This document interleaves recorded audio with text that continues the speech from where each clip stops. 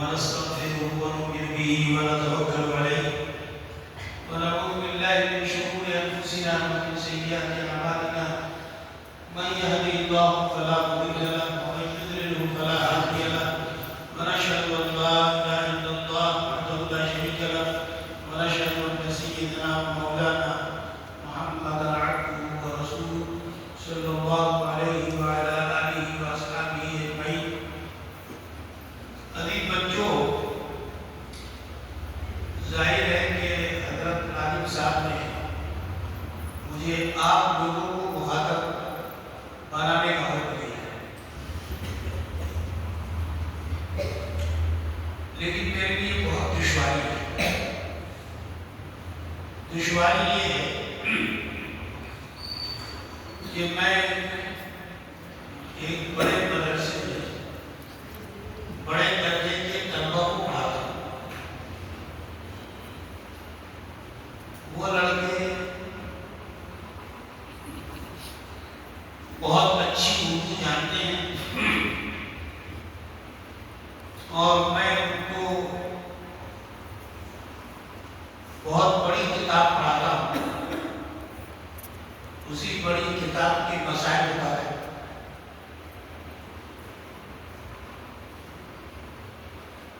تو چھوٹے بچوں سے ان کی زبان میں ان کے لحاظ سے گفتگو کرنا میرے لیے مشکل ہو. بڑے لڑکوں سے اگر خطاب کرنا ہو تو گھنٹہ میں کرتا ہوں، لیکن مشکل یہ ہے کہ میں بہت اونچی اردو بولتا ہوں اور آپ لوگ آسان اردو بھی نہیں کرتے.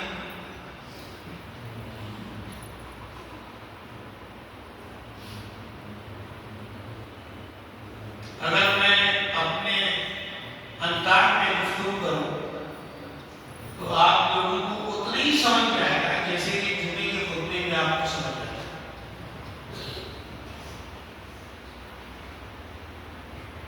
لیکن حضرت ناظم صاحب کا حکم ہے، اس کو ہم ٹال بھی نہیں سکتے. پہلے تو میں نے سنا تھا کہ جمعرات کا دن ہے، طلبہ کی بھاری اکثریت موجود نہیں ہے تو خطاب نہیں کرنا. بہرحال عزیز بچوں،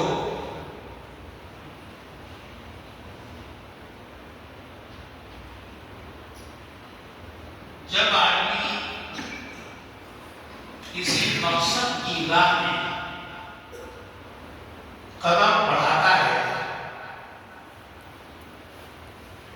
کسی طرح کا مقصد ہو، مثلا آپ لوگوں کا مقصد کیا ہے؟ عالم بننا، تعلیم پانا، دین کا علم حاصل کرنا، اچھا انسان بننا، اچھا مومن بننا.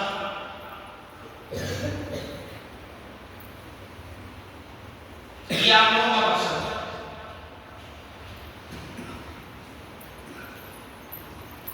تو ہر مقصد کو حاصل کرنے سے پہلے نیت کو درست کرنا چاہیے.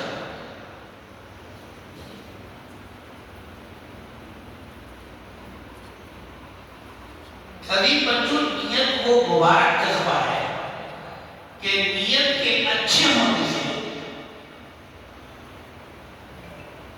دنیا کا کام دین کا کام بن جاتا ہے، اور نیت کے خراب ہونے سے دین کا کام دنیا کا کام بن جاتا ہے.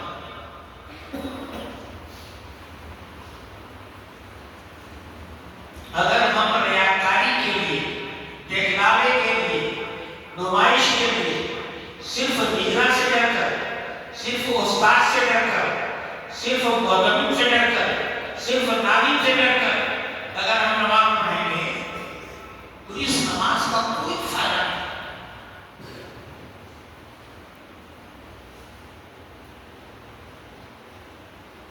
فائدہ کب ہوگا؟ جب ہم اللہ کی رضا کے لیے، خوشنودی کے لیے نماز پڑھیں.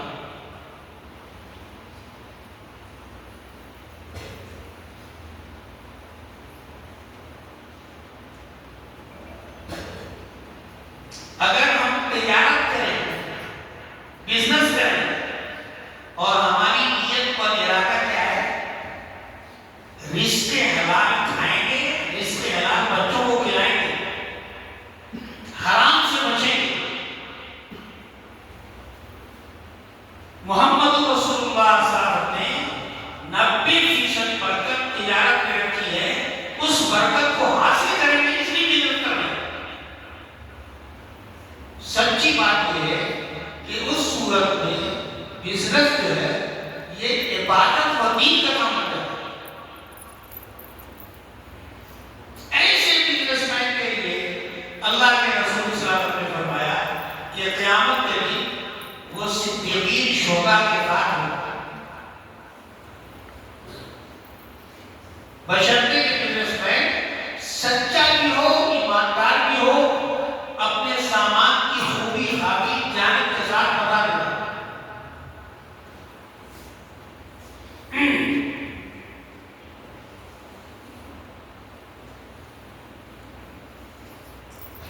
نکاح ہوتا ہے،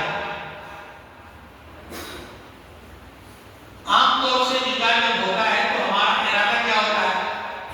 یہ دنیا کی ایک رسم ہے، دنیا کی ایک ضرورت ہے، پوری دنیا کرتی ہے، مذہب اور مسلک کے تفریق کے بغیر ہر آدمی کرتا ہے، ہم بھی کر رہے ہیں۔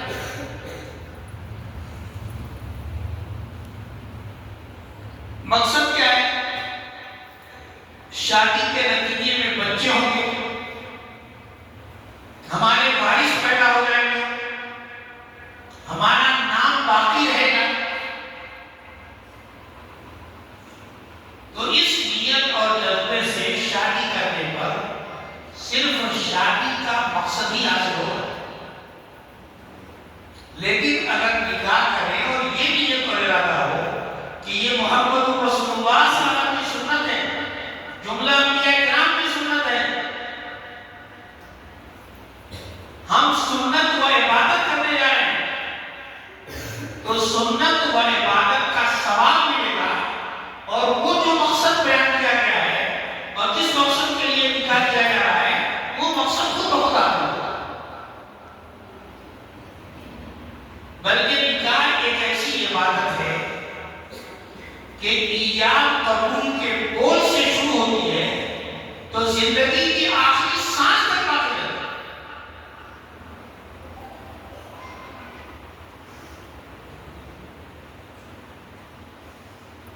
اس لیے پہلی بنیادی چیز عزیز طلبہ، آپ نے بڑا صحیح فیصلہ کیا، آپ کے سرپرستوں اور والدین نے بڑا صحیح فیصلہ کیا کہ آپ کو دین کی تعلیم دلائیں اور ایک بہت اچھے صاف ستھرے ماحول کے مدرسے میں آپ کو داخل کیا۔ یہ بہت مبارک جذبہ تھا جس جذبے سے آپ لوگوں کو داخل کرایا، لیکن نیت کیا ہے؟ سند حاصل کرنا، مولوی کہلانا، ڈگری سے فائدہ اٹھانا۔ اگر یہی نیت ہے تو پھر دین کی تعلیم اور بقیہ تعلیم اس میں کوئی فرق نہیں۔ ویسے دین اسلام کے اعتبار سے یہ تفریق ہے بھی نہیں۔ ابھی بچوں کو ایک نئی چیز بتا رہا ہوں، دیکھو ہر مسلمان کو یہ سیکھنا ضروری ہے کہ نماز فرض ہے، ہر مسلمان کو یہ سیکھنا ضروری ہے کہ وضو کے بغیر نماز نہیں ہوتی، ہر مسلمان کو سیکھنا ضروری ہے کہ وضو میں 4 فرض ہے، ہر مسلمان کو سیکھنا ضروری ہے کہ مومن کے لیے اللہ کی وحدانیت پر یقین چاہیے، ہر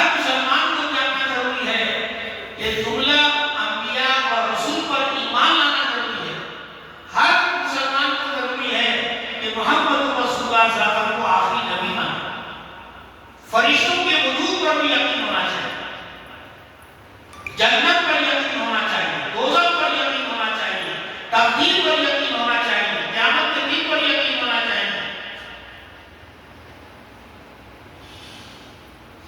یہ جو بنیادی چیزیں ہیں عقیدے کی باتیں اور عبادت کا موٹا موٹا طریقہ سیکھنا ہے، جن کے بغیر عبادت نہ ہو سکتی ہو۔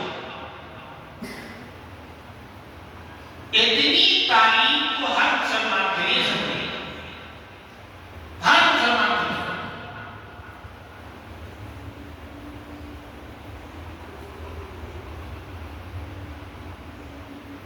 لیکن حافظ بنانا، مولوی بنانا، مفتی بنانا ہر ایک کا بننا ضروری نہیں ہے اور ہر ایک کو بنانا ضروری نہیں ہے۔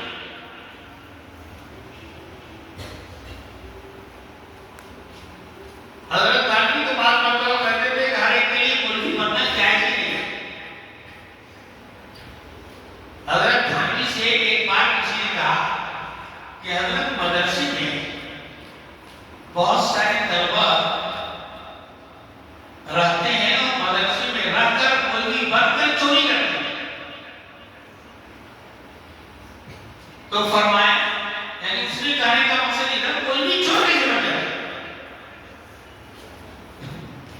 انہوں نے کہا کہ مولوی چور نہیں بنتا، چور مولوی بن جاتا ہے۔ یہ کہنا صحیح نہیں کہ مولوی چور بنتا ہے، چور مولوی بن جاتا ہے۔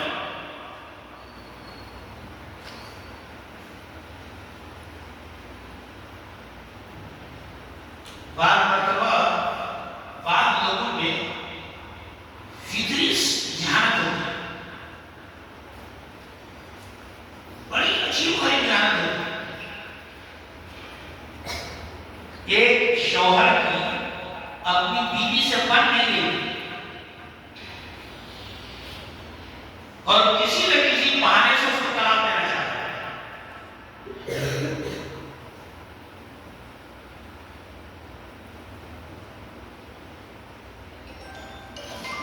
اپنی بیوی کو چھوڑنا چاہ رہا ہے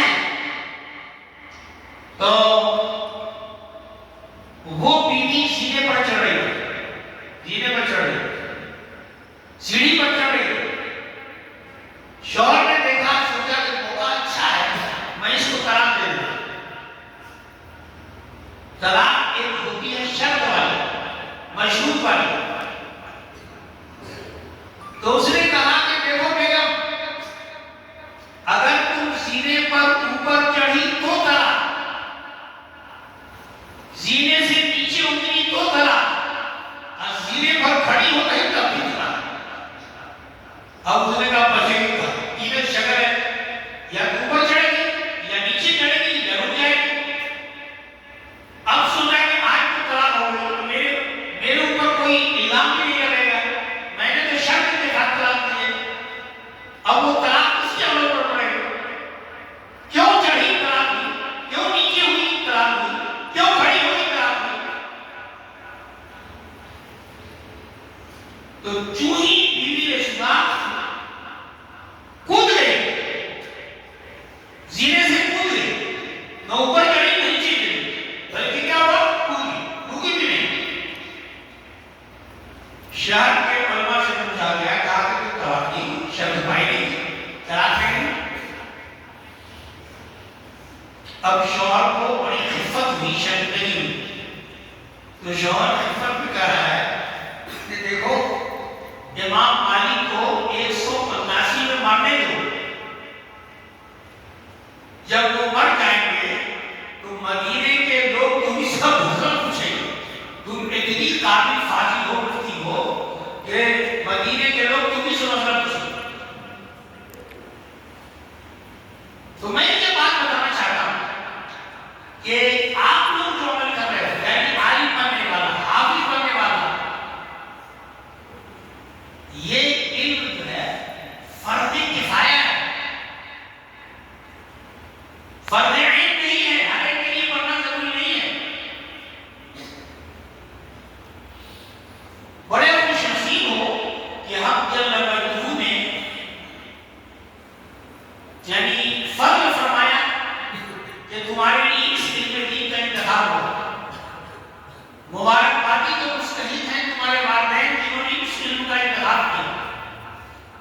لیکن تمہاری ذمہ داری پہلی یہ ہے کہ تھوڑا سا نیت صاف کرو. کام وہی ہے لیکن نیت کو درست کرو. کیا ہم دین کا علم حاصل کیوں کریں گے؟ اللہ کی رضا کے لیے، عمل کے لیے، دین کی دعوت دینے کے لیے، علم دین سے فائدہ اٹھانے کے لیے.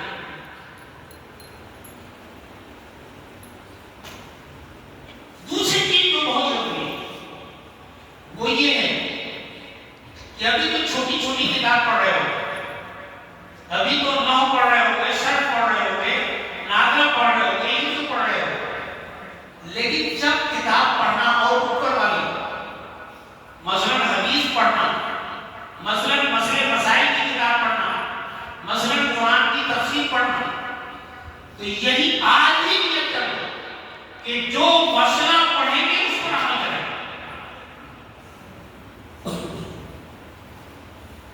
جو قرآن کی آیت سنیں گے، پڑھیں گے، اس میں کسی چیز کا حکم دیا گیا کہ اس کو کریں گے. جس حدیث میں کوئی ہدایت اور حکم دیا گیا اس پر عمل کریں. اگر آپ لوگ عمل کے جذبے سے پڑھو گے تو علم دین کا مقصد بھی حاصل ہوگا اور کتاب اور مسائل کو بہت یاد رہے.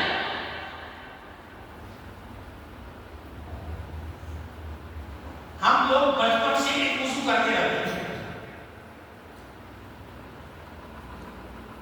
اور پڑھنے لکھنے کے بعد بھی ہمارے وضو کے طریقے میں تبدیلی نہیں ہوتی. اگر طے کر لیں کہ بچپن سے جیسے بھی وضو کرتے رہے، جب ہم عبوری پڑھیں گے، جب ہم الفقہ المیسر پڑھیں گے، جب ہم ہدایت پڑھیں گے، جب ہم اردو کے مسائل کی کتاب پڑھیں گے، تو مسئلہ پڑھ کر کے، یاد کر کے اس پر عمل کریں.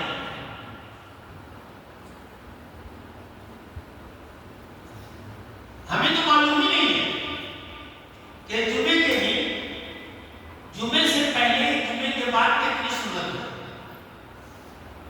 لیکن جب پڑھو گے تو معلوم ہوگا کہ جمعے سے پہلے امام شافعی کے یہاں 2 رکعت سنت ہے، ابن تیمیہ کے یہاں 0 رکعت سنت ہے، امام ابو حنیفہ کے یہاں 4 رکعت سنت ہے. جمعے کے بعد امام شافعی کے یہاں 2 رکعت سنت ہے، امام ابو حنیفہ کے یہاں 4 رکعت سنت ہے، صاحبین کے یہاں 6 رکعت سنت ہے. فقہ کی کتابوں میں لکھا ہے کہ پہلے 4 بعد میں 2. اب میں کہتا ہوں کہ پہلے 2 بعد میں 4. اس لیے حدیث میں یہ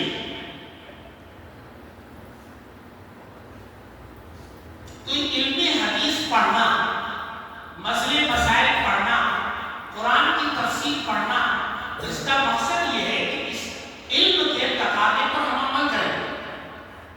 اگر ہم یاد کر کر کے اس پر عمل کریں گے تو علم حاصل کرنے کا مقصد بھی حاصل ہوگا اور وہ مسائل کو بہت یاد رہیں.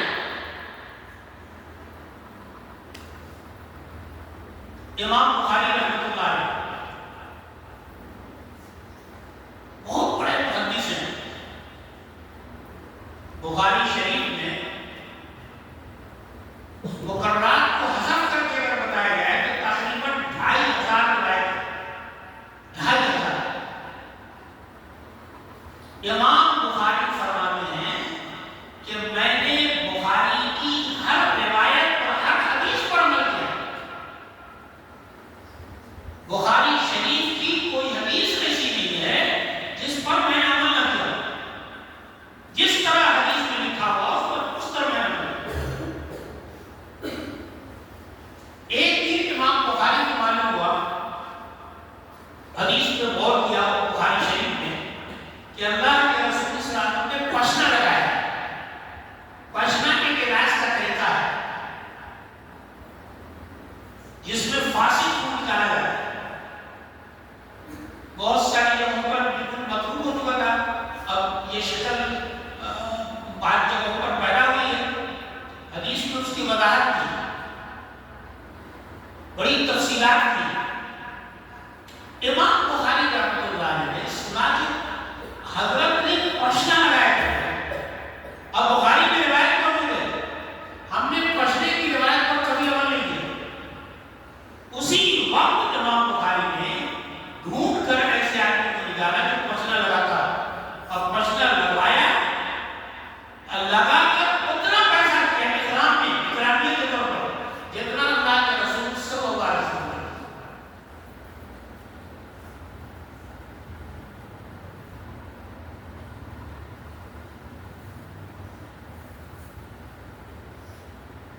یہ بزرگوں کی جو سیرت پڑھی جاتی ہے، بزرگوں کی جو واقعات پڑھے جاتے ہیں، یہ واقعات کوئی قصہ کہانی نہیں ہے. اب قصہ کہانی کے لیے بیان کے لیے کیا ہے، بلکہ ان کو بتانے اور سنانے کا مقصد یہ ہوتا ہے کہ ہم بزرگوں کے طریقے پر چلنے کی کوشش کریں. ہم طے کریں کہ ہم جو ہے اردو پڑھیں گے تو ہر مسئلے پر عمل کریں انشاءاللہ. تیسری چیز یہ ہے کہ دیکھو ایک صحابی ہے حضرت عبداللہ ابن عباس رضی اللہ عنہ. یہ اللہ کے رسول صلی اللہ علیہ وسلم کی خدمت میں، یعنی آپ کے ساتھ کچھ شہری یعنی مدینہ منورہ میں تقریباً 2 سال ہے، بس صرف 2 سال ہے، زیادہ بھی نہیں ہے. کیسا ہے 2 سال. جب حضرت کی وفات ہوئی تو حضرت عبداللہ ابن عباس 13 سال کے تھے. ہم میں سے بہت سارے بچے ہیں جو 13 سال کے ہیں، تو گویا 11 سال سے حضرت کی خدمت میں رہے. 13 سال میں حضرت کی وفات ہوئی. میں ابھی ختم کر دوں گا، آپ فوراً ختم کر دوں. ہاں ابھی میں ختم کر دوں. 2 سال میں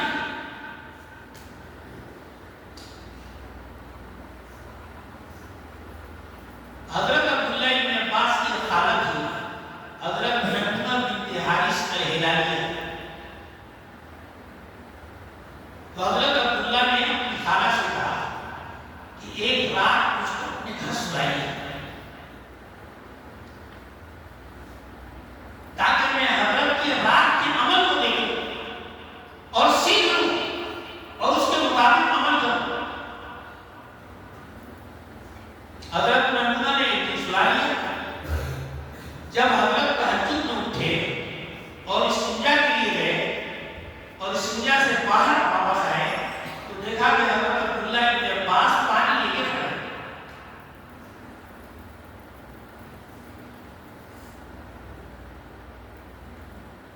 حضرت نے وضو کیا، حضرت عبداللہ ابن عباس نے وضو کیا. جب حضرت تہجد کے لیے کھڑے ہوئے تو حضرت عبداللہ ابن عباس بھی حضرت کے ساتھ کھڑے ہوئے. پہلے انہیں مسئلہ معلوم نہیں تھا تو وہ جو ہے بائیں طرف کھڑے ہوئے، لیکن حضرت نے ان کو دائیں طرف دیا. پہلے انہیں مسئلہ معلوم نہیں تھا تو حضرت کے احترام میں بہت پیچھے کھڑے ہوئے. تو حضرت نے ان کو اپنے بازو میں کھڑا کر دیا دائیں طرف.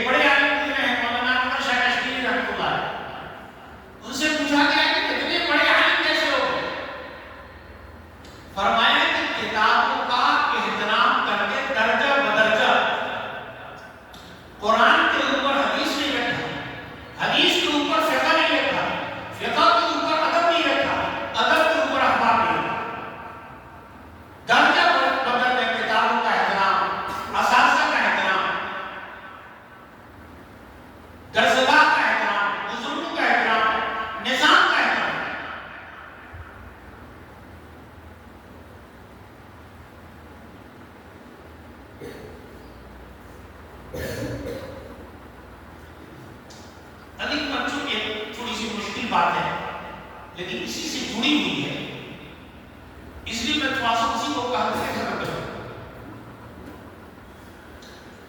وہ بات یہ ہے کہ دنیا میں جو ہم کام کرتے ہیں، جو بھی کام کرتے ہیں،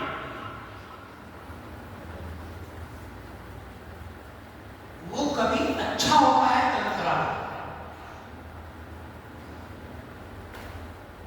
اور اچھے اور خراب کام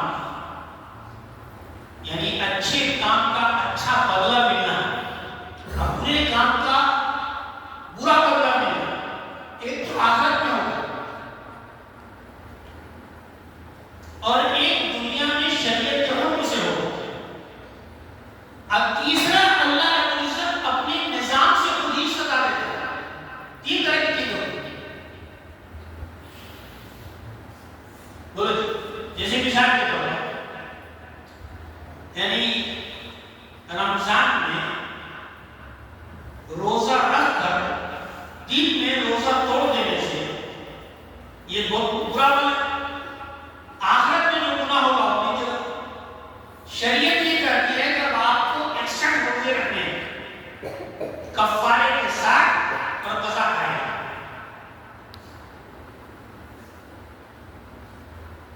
یہ شرعی سزا ہے، لیکن ان دونوں سزاؤں کے علاوہ ایک جو ہے اللہ کے اپنے تکوینی نظام سے سزا ملتی ہے۔ وہ تکوینی سزا کیا ہے میں بتاؤں۔ اگر کوئی اپنے والدین کو گھر سے باہر کر دے، والد کو گھر سے باہر کر دے، والدہ کو گھر سے باہر کر دے، اس عمل کی آخرت میں جو سزا ملے گی وہ اپنی جگہ۔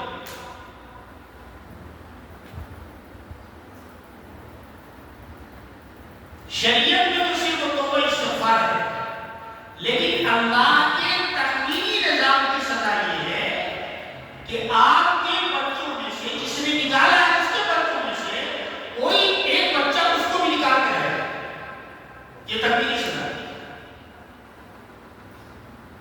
تو میں یہ بات بتانا چاہتا ہوں کہ جو بچے شعوری طور سے استاد کی بے حرمتی کرتے ہیں، بے ادبی کرتے ہیں، گستاخی کرتے ہیں، قدر نہیں کرتے ہیں، بزرگوں کی نہیں کرتے ہیں، ذمہ داروں کی نہیں کرتے ہیں، ادارے کی